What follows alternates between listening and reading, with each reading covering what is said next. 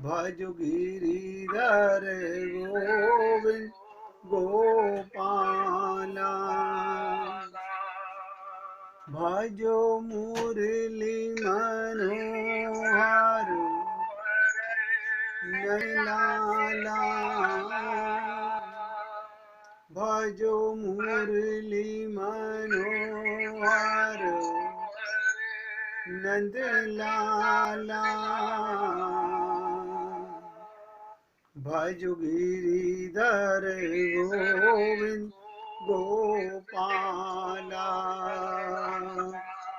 भजो गिरिधर गोविंद गोपाला। भजो मुरली मनोहर नंद लाला। भजो मुरली मनोहर नंद लाला। भजो गिरिधर गोविंद गोपाला। भजो गिरिधर गोविंद गोपाला।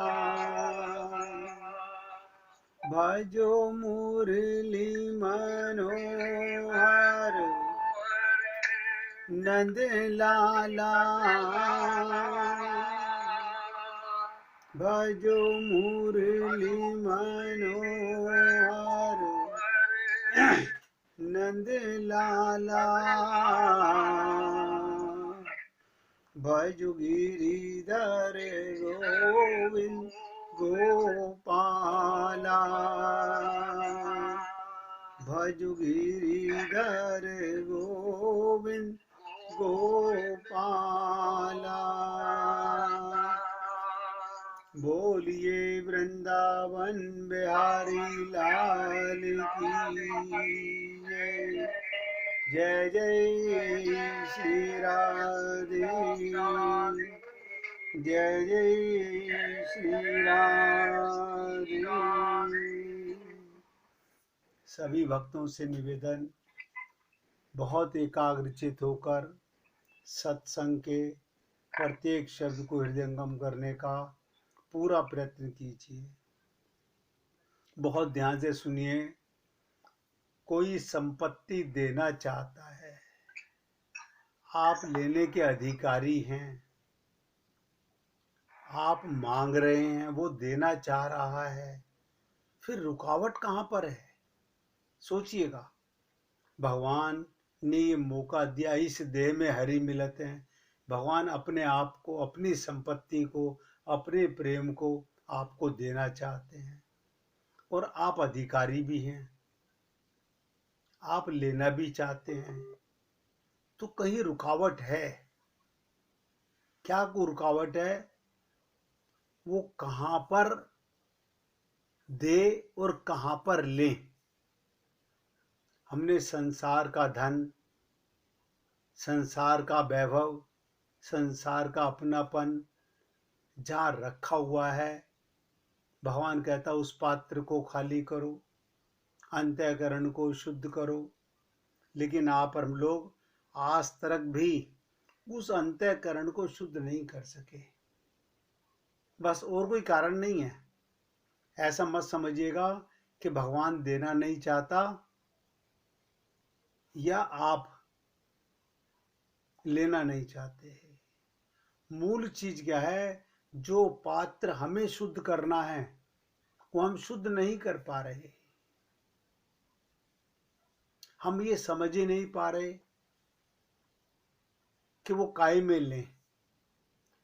संत महात्मा हमें बार बार समझाते हैं, अपना अंतःकरण, अपना बर्तन शुद्ध कीजिए, पवित्र कीजिए। आपको और हमको लगता है हमने तो अपना शरीर पवित्र कर लिया। ये अंतःकरण नहीं है। कई बार आपसे निवेदन किया, अंतःकरण आपका हृदय है और हृदय में आपने जड़ वस्तुओं को बिठा रखा है।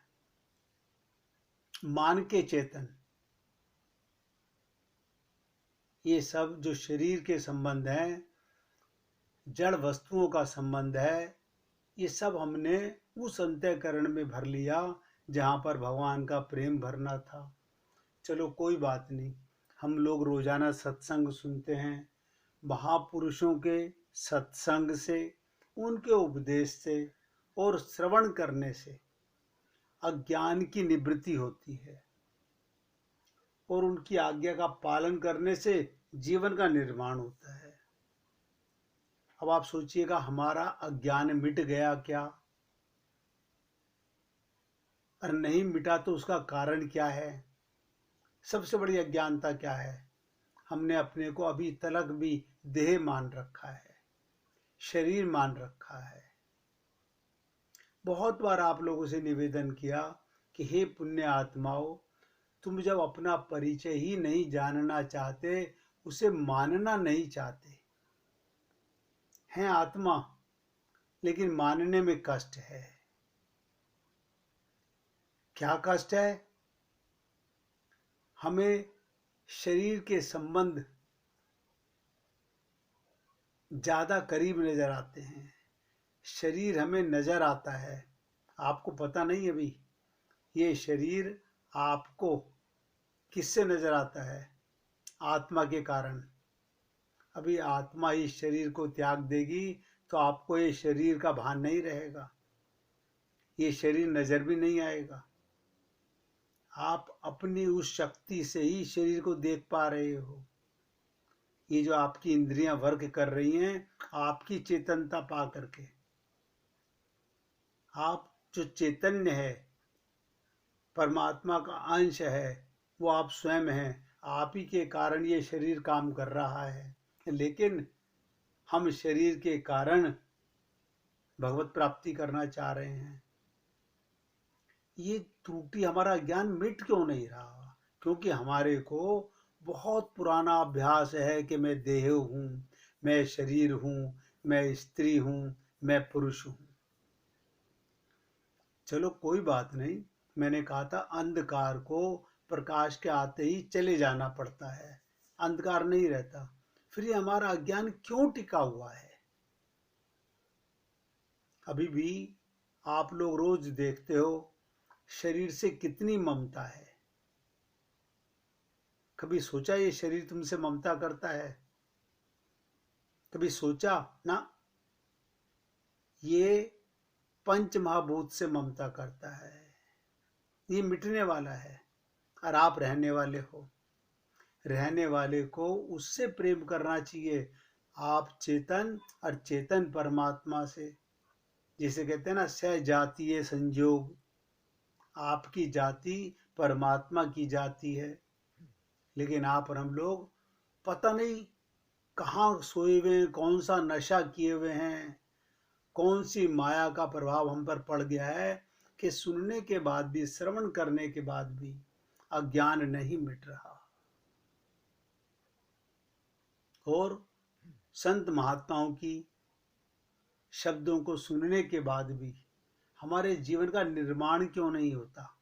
निर्माण होने का मतलब है इस देह में हरि मिलते हैं। उद्धव जी ने, ध्यान दीजिएगा, जैसे आप और हम लोग अपने को बहुत ज्ञानी मानते हैं, मानते ना आप और हम लोग, हम बहुत ज्ञानी हैं, बहुत समझदार हैं। किसी को पूछ के देखो, हर व्यक्ति जरूरत से ज्यादा समझदार है। कोई अपने आप को ना समझ मानने के लिए तैयार नहीं है। एक भी व्यक्ति अपने को ना समझ नहीं मानता, सब अपने को समझदार मानते हैं। क्या हम समझदार हैं? सोचिएगा, क्या हम बुद्धिमान हैं? अगर समझदार होते तो भगवत प्राप्ति कर चुके होते। उद्धव भी परम ज्ञानी थे। ध्यान दीजिएगा, ये उद्धव जी की बात क्यों बोल रहा हूं कि उद्धव से बड़ा ज्ञानी द्वापर में कोई नहीं था। द्वापर में उद्धव से बड़ा ज्ञानी कोई नहीं था। और उस उद्धव ने भी भगवान श्री कृष्ण से क्या कहा? दो वस्तुएं मांगी कि मुझे सत्य का ज्ञान ये जो हमारे अंदर बुद्धि का प्रचार हो रहा है, हम अपने आप को स्त्री पुरुष मान रहे हैं, ये अज्ञानता की निशानी है। उन्होंने भी दोनों चीजें मांगी। देखो, आप लोगों ने बहुत बार सुना कि कल्प वृक्ष सबकी कामना पूर्ण करता है। अगर हम लोग कल्प वृक्ष के नीचे बैठ जाएं तो कल्प वृक्ष सारी कामना पूरी करता है। अग्नि सबकी सर्दी को मिटाती है तभी जब कोई उसके समीप जाता है। कल्प वृक्ष कब हमारी कामना पूरी करता है? जब हम कल्प वृक्ष के नीचे बैठते हैं। ऐसा कभी हुआ हम बैठे हैं पीपल के पेड़ के नीचे और नीम की पत्तियां मांग रहे हैं? हम कर तो ऐसा ही रहे हैं, हम यही कर रहे हैं। हम कल्प वृक्ष माने इस देह में हरि मिलत है, ये देह ही आपका कल्प वृक्ष है। हाँ, तो हम कर रहे हैं ना। हम इस कल्प वृक्ष में बैठ के परिवार मांग रहे हैं, धन दौलत मांग रहे हैं, शरीर का सुख मांग रहे हैं, यानी सारा मृत्यु का सामान मांग रहे हैं। बहुत दुख की बात है।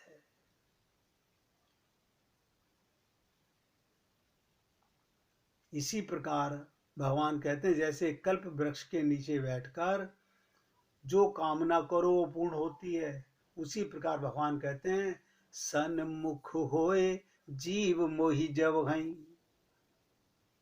सन्मुख होए जीव मोहि जब हई। आप सोचिएगा हमारी सन्मुखता कैसे हो पाएगी? आपको लगता है कि भगवान दिख नहीं रहा? अगर भगवान दिख जाते तो हम उनके सन्मुख हो जाते? ना ना ना, गलत गलत सोच रहे हो। क्योंकि जो दिख रहा है वो सब भगवान है। हो जाइए ना सन्मुख। गोपियों ने राज खोल दिया, जित देखूं तित श्याम मई है। उनको तो सब में श्याम नजर आ रहा है, फिर आपको भगवान क्यों नहीं दिख रहा?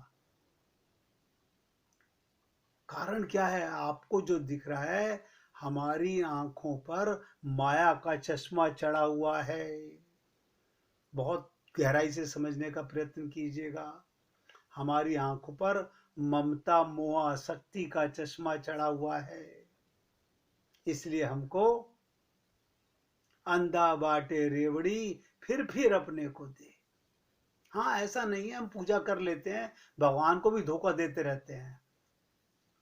हम व्रत भी कर लेते हैं, हम दान भी कर देते हैं, मंदिर भी चले जाते हैं, ये सब धोखाधड़ी का काम है। जब तुम आत्मा मानते ही नहीं तो परमात्मा से प्रेम कहाँ है? सन्मुख होए, इस देह में ही सन्मुख हो सकते हो, इसी देह में सन्मुख हो सकते हो, यही देह है। एक संत के पास बहुत से लोग, बहुत से शिष्य सत्संग सुनने आते थे और 11 बजे सत्संग शुरू होता था। तो सही 11 बजे, ध्यान से सुनिएगा, सही 11 बजे एक गाय भी उनके पास नित्य आया करती थी। गाय भी अपने समय पर 11 बजे, और लोग तो आने में 2 मिनट 4 मिनट की देरी भी कर देते थे, लेकिन 11 बजे गाय का नियम था। वो सत्संग सुनने के लिए वहां आकर टेंट में बैठ जाती थी और वो सत्संग सुनती थी। जब उस गाय की मृत्यु हुई तो संत ने उस गाय का भी, जिस तरह से आप शरीर का, जिस तरह से आप शरीर के साथ में करते हैं, वही सब किया। क्यों? उन्होंने कहा इसके सत्संग का लाभ आप तो लेते हो, कोई नहीं लेते पता नहीं, क्योंकि आपका मन तो चंचल है। गाय का मन चंचल नहीं था, उसका कल्याण सुनिश्चित होगा। वो पशु योनि में भी आकर के भगवत प्राप्ति कर गई। इसलिए मैं आपसे निवेदन करता हूँ, ये देह हरि को पाने के लिए मिला है, इसमें मत भ्रमित हो अपने आप को, मत धोखा दो अपने आप को। अभी कुछ नहीं बिगड़ा है, अभी भगवत प्राप्ति का पूरा मौका विराजमान है। आप चाहो तो अपना कल्याण कर सकते हो, चाहो तो। अब ना चाहो तो कोई बात नहीं, ना चाहो तो कोई बात नहीं, चाहो तो कल्याण का मार्ग खुला हुआ है। जब तक अज्ञान है ध्यान से सुनिएगा, जब तक अज्ञान है, अविद्या की निवृत्ति नहीं हुई है। कोई है जो अपने को अज्ञानी मानता हो? सारे अपने आप को ज्ञानी मानते हैं। हम तो लोगों को शिक्षा देते हैं, हम तो लोगों को पाठ पढ़ाते हैं। अरे तू ये व्रत कर लिया कर, तू इस मंदिर में चली जाया कर, तू ये टोना टोटका कर लिया कर, तू ये पैसे उठा के रख दिया कर, ये सब कामनाएं पूरी हो जाएंगी। ये तो उन लोगों का हाल है जो सत्संग सुनते हैं, उनका भी अज्ञान मिट नहीं रहा। अविद्या निवृत्ति नहीं हुई है, अभी अविद्या नहीं गई है। क्यों? ये जो ज्ञान है आपके पास में, वो माइक ज्ञान है, सांसारिक ज्ञान है। आत्मज्ञान ही परम ज्ञान है। अब आप सोचिएगा, आत्मा होते हुए जो अपने आप को 24 घंटे आत्मा ना माने, वो तो मूर्ख है। तो मैंने क्या कहा, अविद्या निवृत्ति नहीं हुई तब तक ये शरीर खेलने योग्य नहीं है। भगवान ने इस देह में भेजा था लीला करने के लिए। भगवान भी मानव शरीर में आते हैं, राम बन के आते हैं, कृष्ण बन के आते हैं। भगवान तो किस किस योनि में आए, आप सोचिएगा। इससे ऊपर उठो। और जब अविद्या का ध्वंस हो गया, सब कुछ परमात्मा है ऐसा बोध हो गया, तो इसी शरीर से जीवन मुक्ति का आनंद आता है। यही शरीर है। अभी आंख के ऊपर जो ये चश्मे चढ़े हुए हैं ना, अज्ञानता के, अविद्या के, इन्हें उतार दीजिए। याद रखिएगा, ये कोई ममता मोह आसक्ति काम नहीं आने वाली। पिछले जन्मों का कोई तुमको याद नहीं होगा। राधे राधे भैया। इसलिए मैं आप लोगों से निवेदन करता हूं, आप पुण्य आत्मा हो। भगवान ने ये देह दिया है, इसी देह में आत्मज्ञान हो सकता है। यही शरीर है मूल आत्मज्ञान के लिए। अपनी अविद्या का ध्वंस जिस दिन हो जाएगा, सब कुछ परमात्मा है। जैसे ही आंख खुलेगी, होश आएगा, आत्मज्ञान होगा, तुरंत कहोगे अरे मैं कब से सोया हुआ था। जिसे आप रोज कहते हो मैं जागा हुआ हूं, ये जागृति नहीं है। आत्म जागृति ही केवल जागृति है। जिस दिन आपको बोध हो गया सब कुछ परमात्मा है, तो इसी शरीर से, ध्यान दीजिएगा, इसी शरीर से जीवन मुक्ति का आनंद आता है। जीवन मुक्ति का आनंद। अब इस जीवन से छुटकारा मिल गया। अब हम द्वारा पुनरपि जननम पुनरपि मरणम नहीं आएंगे। क्यों? अब शरीर से ममता नहीं रही, अब भगवान से ममता हो गई, भगवान में आसक्ति हो गई। अब कामना खत्म नहीं होगी, अब भगवान की कामना हो गई। अब ममता भगवान से हो गई, दिव्य से प्रेम हो गया। अभी तक जड़ से प्रेम है। कारण क्या है? अज्ञानता के कारण, निंद्रा के कारण, अंधकार के कारण। अरे उन लोगों की बात बता रहा हूं जो हम लोग रोजाना सत्संग सुनते हैं। सभी क्रियाएं आत्म क्रीड़ा हो जाती हैं। जैसे आपको जागृति होगी, आत्मज्ञान होने के बाद आप भी लीला करने लगोगे। संत महात्मा लीला करते हैं। क्यों? उन्हें आत्मज्ञान हो चुका। भगवान भी लीला करने आते हैं। ऐसा बोध हो गया रहा। पर हम लोग सारा दिन, अब ठीक है, उन्हें क्या पता हमारी परेशानी का, हम कितने परेशान हैं, उन्हें क्या पता हमारी परेशानी का। अरे परेशानी का कारण तो समझो। अज्ञानता परेशानी का कारण है, ना समझी परेशानी का कारण है। वरना कोई अज्ञान है, कोई परेशानी है ही नहीं।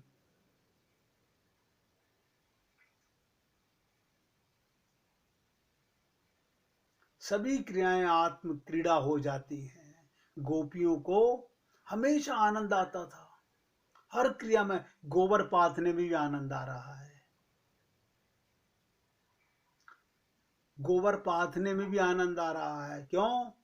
उनको आंख खुल गई थी, अंदर के चक्षु खुल गए थे, वो जाग गई थी। और आप और हम लोग अभी जागे हुए नहीं हैं। तो हम कब जागेंगे? सोचिएगा, एक सुगम साधना बता रहा हूं। आप सब लोग जानते हैं कि खेती करने वाला किसान खेत में बीज बोकर निश्चित हो जाता है। बीज बोकर निश्चित हो जाता है, वो बीज अपने आप ही अंकुर बन जाता है, फूटेगा। यदि बार बार बीज को बाहर निकाल कर देखोगे तो अंकुर कभी नहीं आएगा। एक कहानी आती है, ध्यान दीजिएगा। आप और हम लोग क्या हैं, सुन लीजिएगा, हमारी स्थिति क्या है। एक आम का बगीचा था, उसमें बंदर आम खाने लगे तो बाग में रखवाली करने वालों ने उनको पत्थर मारकर भगाना शुरू किया। जाते जाते बंदरों ने एक एक आम मुंह में और एक एक आम हाथ में ले लिया और भाग गए। उन सब ने मीटिंग की, ये दुष्ट हमें आम खाने नहीं देते। उनमें से कुछ समझदार बंदर बोले, अब हम अपने बगीचे में आम कैसे खाने देंगे? वो हमें अपने बगीचे में आम कैसे खाने देंगे? यदि हम भी एक अपना बगीचा लगा लें तो फिर हमें आम खाने से कोई मना नहीं कर सकता। उन्होंने सोचा, गुठली तो हमारे हाथ में है ही, क्योंकि हम आम उठा के लाए हैं। गुठली हमारे पास है, इनका बगीचा लगा लें। गुठली गाड़ दी बंदरों ने, और पानी दे दें तो बगीचा तैयार हो जाए, फिर खूब आम खाएंगे। सर्वसम्मति से प्रस्ताव पास किया गया। एक नदी बह रही थी, उसके किनारे गुठलियां गाड़ दी गई। अब वे बार बार, ध्यान से सुनिएगा, बंदर बुद्धि थी ना जैसे हमारी है, बार बार गुठलियों को निकाल कर देखते हैं कभी आम हुआ कि नहीं हुआ। वो रोज निकाल के देखते हैं गुठली में से आम बना कि नहीं बना, और वापस फिर गाड़ देते हैं। शाम तक वो इसी गुठलियों को निकालते रहते हैं और गाड़ते रहते हैं। क्या इस प्रकार आम की खेती हो जाएगी? ये हमारा हाल है हम सबका। आज ये व्रत कर लेते हैं, कल ये व्रत कर लेते हैं। अभी सावन चल रहा है, सावन के सोमवार कर लेंगे, फिर देवी जी के व्रत आ जाएंगे, फिर हम देवी जी के व्रत के कर लेंगे। गणेश चतुर्थी आ जाएगी, गणेश जी के कर लेंगे। ये क्या कर रहे हैं? ये रोज आना नई नई गुठलियां बो रहे हैं और उन्हें निकाल निकाल के देख रहे हैं। नतीजा सब ठन ठन गोपाल ने मिल रहा है। खेती करनी हो तो बीज बोकर पानी दे दो और निश्चिंत हो जाओ। अगर खेती करनी है, अगर भगवत प्रेम पाना है, तो हमने कई बार आपसे कहा, पूर्ण श्रद्धा, पूर्ण विश्वास। लेकिन हम लोग, नहीं, हमें विश्वास तो है, अपने अपने गुरुओं पे पूरा विश्वास है, लेकिन ऐसा है कि, ध्यान से सुनिएगा, हमारी बुद्धि क्या कहती है, लेकिन ऐसा है कि ये माता जी ने बताया था, ये पिताजी ने बताया था, ये हमारी दादी ने बताया था, ये हमारे घर के नीचे मंदिर है, वहाँ पंडित जी ने बताया था। हम उनकी बातें भी मान लें तो बुराई क्या है? यानी अभी भी शरणागति पक्की नहीं है। हम बुद्धि में, यही तो छल कपट है।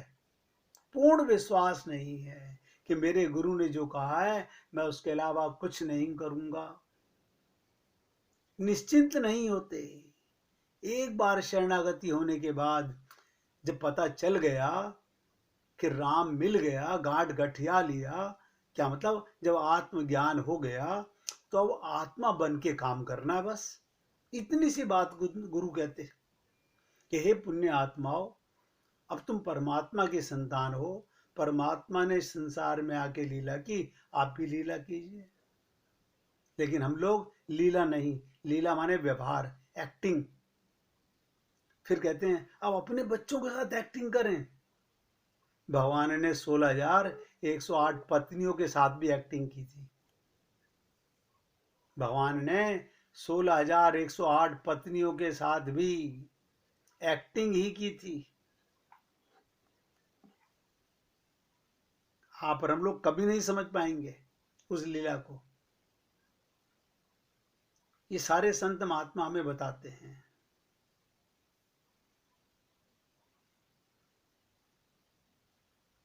आप सोचिएगा इसके मानने में क्या परेशानी है। 1 मिनट कीर्तन कर लीजिएगा, फिर आगे चर्चा करते हैं।